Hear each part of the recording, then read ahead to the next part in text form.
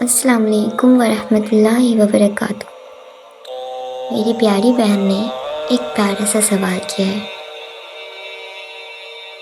بیروز right, آپ اب اس topic میں ویڈیو بنائیے کہ جب کسی انسان کی محبت ہمیں اللہ کے قریب کر دے اور اب اللہ کو راضی کرتے کرتے اللہ سے محبت ہو جائے، تب بھی اس شخص کا خیال اور نماز میں دعا اس کے لیے کرنا بار بار کیوں یہ خیال آتا ہے؟ تو میری پیاری بہن، یہ خیال صرف اس لیے آتا ہے کیونکہ اللہ چاہتا ہے۔ اللہ کی مرضی کے بنا یہاں ایک پتا نہیں ہلتا، یہ ہم سبھی کو پتہ ہے۔ لیکن کہیں نہ کہیں ہم یہ بھول جاتے ہیں کہ اللہ صرف پتوں کا نہیں، ہماری لائف میں ہو رہی ہر چیز کا مالک ہے۔ جو بھی چیزیں ہماری زندگی میں ہو رہی ہے، چاہے وہ غم ہو یا خوشی، وہ تمام چیزوں کا مالک اللہ تعالیٰ ہے۔ اور یہ تو پھر حدیث سے بھی ثابت ہے کہ ہم تو چاہ بھی نہیں سکتے اگر اللہ نہ چاہے۔ قرآن میں بھی یہ کہا گیا ہے کہ ہم تو چاہ بھی نہیں سکتے اگر اللہ نہ چاہے۔ اللہ کی مرضی کے بنا کچھ بھی نہیں ہوتا ہے۔ اور دیکھو جب آپ کو دعا کی توفیق مل رہی ہے تو آپ بے شک دعا مانگو، اور صرف نماز میں ہی نہیں، ہر پل مانگو، کیونکہ کون سی دعا کب قبول ہو جائے یہ صرف اور صرف اللہ تعالیٰ کو پتہ ہے۔ اللہ تعالیٰ ایسی فیلنگ اور ایسا احساس دل میں کیوں ڈالتا ہے؟ اس کی وجہ صرف ایک ہوتی ہے، جب اللہ کا کوئی بھی بندہ اس سے دور جانے لگتا ہے اور اللہ چاہتا ہے کہ یہ بندہ میرے قریب رہے، کیونکہ اگر یہ دنیا کے قریب گیا، دنیا کے لوگوں کے قریب گیا تو اسے بڑا تکلیف ہوگا، تو پھر اللہ تعالیٰ اسے دنیا کے ہاتھوں توڑتا ہے۔ لیکن وہ توڑنا زیادہ مضبوط نہیں ہوتا۔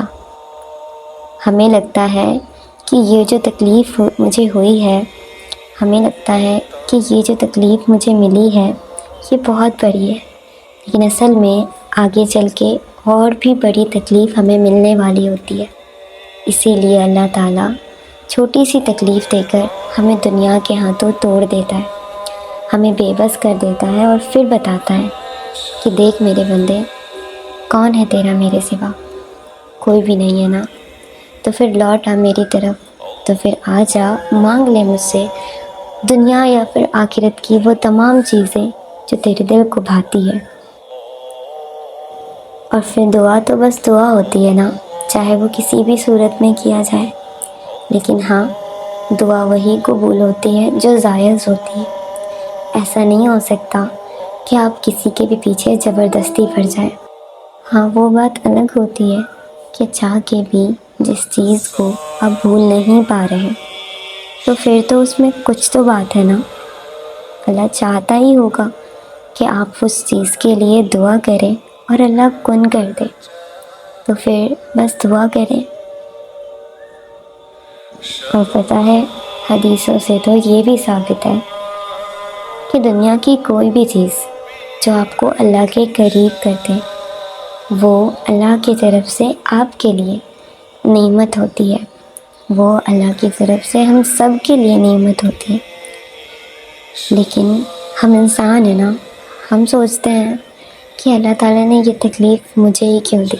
دنیا میں تو اتنے سارے لوگ ہیں، کہاں انہیں اتنی تکلیف ہوتی ہے؟ لیکن ایک بات بتاؤں، جو اللہ کے سچے بندے ہوتے ہیں نا، وہ اپنی تکلیف کبھی بھی کسی انسان کے ساتھ شیئر نہیں کرتے۔ وہ ہمیشہ اللہ ہی کے سامنے روتے ہیں۔ وہ جب خوش ہوتے ہیں تو اپنی خوشی بھی اللہ ہی کے سامنے ظاہر کرتے ہیں۔ وہ جب روتے ہیں، وہ جب دکھی ہوتے ہیں تو اپنی تکلیف بھی اللہ ہی کے سامنے رکھتے ہیں۔ اور وہی ہوتے ہیں اللہ کے نیک بندے، کیونکہ ان کو بتا دیتا ہے اللہ ان کو بتا دیتا ہے کہ میرے بندے، تیرا میرے سوا اس دنیا میں کوئی بھی نہیں ہے، تو جو مانگے گا میں تجھے دوں گا، تو جو چاہے گا اسے مکمل میں ہی کروں گا، کیونکہ دنیا کا مالک میں ہوں، اور پھر وہ انسان پرسکون ہو جاتا ہے۔ اللہ تعالیٰ اس کے دل کو پرسکون کر دیتا ہے، اور ایک ایسی دعا جس نے خود آپ کو بھی اللہ کے قریب کر دیا ہو، تو پھر وہ دعا اور وہ شخص کبھی غلط نہیں ہو سکتا۔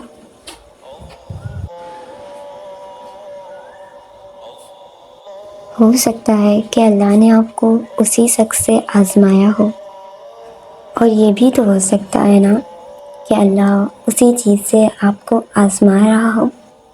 اللہ دیکھنا چاہتا ہو کہ میرا یہ بندہ اس چیز کو پانے کے لیے میرے اور قریب ہو جاتا ہے یا پھر مجھ سے دور چلا جاتا ہے۔ اور یہ بھی تو ہو سکتا ہے اگر آپ اللہ کے قریب ہو رہے ہو تو اللہ خوش بھی تو ہوں گے نا، اور بے شک اللہ خوش ہوتا ہے جب اللہ کا کوئی بھی بندہ اللہ تعالیٰ کے سامنے آ کر روتا ہے، اس سے توبہ کرتا ہے، اس سے فریاد کرتا ہے کہ اللہ تعالیٰ وہ فلاں چیز مجھے بڑی پسند ہے، میں اس کے بنا تو رہ ہی نہیں سکتی، میں تو اس کے بنا رہ ہی نہیں سکتا۔ تو پھر اللہ تعالیٰ مسکراتے ہیں اور اللہ تعالیٰ کہتے ہیں تو نے جو مانگا ہے وہ مکمل ہو گیا سمجھو۔ اور تہجد کی دعا، اگر آپ نے اس چیز کے لیے تہجد میں دعا مانگی ہے تو پھر تو یہ اللہ کی طرف سے کن فیکن کا ایک ذریعہ ہے۔ اللہ آزماتا بس انہیں کو ہے جس سے وہ محبت کرتا ہے، ورنہ تو وہ ہر انسان کو رزق دیتا ہے، لیکن ہر انسان سے تو وہ محبت نہیں کرتا نا۔ دنیا میں تو اتنے سارے لوگ ہیں کہ اللہ سبھی سے محبت کرتا ہے، بے شک اللہ محبت تو سب سے کرتا ہے، لیکن اس سے کچھ زیادہ ہی کرتا ہے جو اللہ سے محبت کرتے ہیں، جو ہر ایک بات اللہ تعالیٰ سے شیئر کرتے ہیں۔ یہ پتہ ہونے کے باوجود بھی کہ اللہ کو تو سب پتہ ہے، پھر بھی وہ انسان اللہ سے باتیں کرتا ہے۔ اس کی نگاہیں ہر پل آسمانوں کی طرف ٹکی ہوتی ہے، اور وہ یوں آسمان کو دیکھ کر کہہ رہا ہوتا ہے، اے میرے اللہ اب کن کر دے، اے میرے اللہ اب میری دعاؤں میں کن فیکن کر دے، اب اور برداشت نہیں ہوتا خدا، اب تو کن کر دے مولا۔ اور پھر اللہ تعالیٰ بھی اس کی دعاؤں میں کن کر دیتا ہے۔ بس آپ اس بہترین وقت کا انتظار کریں، دیکھنا اس انتظار کا صلہ اور اس صبر کا صلہ بے حد بہترین ہوگا۔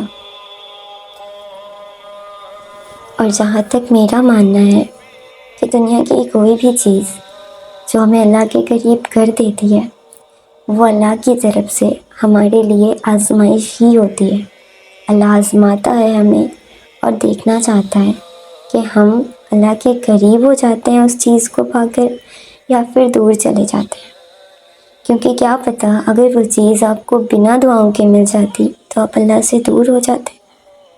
تو یہ تو بہترین ہی ہے نا کہ اللہ نے آپ کو ابھی یہ ساری اصلیت دکھا دی ہے، اور ابھی آپ اللہ کے اتنے قریب ہو گئے ہو کہ دنیا کی کوئی بھی طاقت آپ کو اللہ سے جدا نہیں کر سکتی۔ پھر وہ چیز آپ کو ملے یا نہ ملے، پھر وہ دعا آپ کی قبول ہو یا نہ ہو، دل کو سکون ہوتا ہے کہ کوئی ملے یا نہ ملے میرا اللہ مجھے مل گیا ہے نا۔ دیکھو دعائیں قبول ہوتی ہے، اللہ معجزے کرتا ہے، لیکن صرف اس کے لیے جو صبر کرتے ہیں۔ اور کیا آپ نے یہ نہیں سنا کہ اللہ تعالیٰ صبر کرنے والوں کے ساتھ ہوتا ہے؟ تو پھر بس دعائیں کریں اور صبر سے کام لیں، اللہ ہے نا وہ سب ٹھیک کر دے گا۔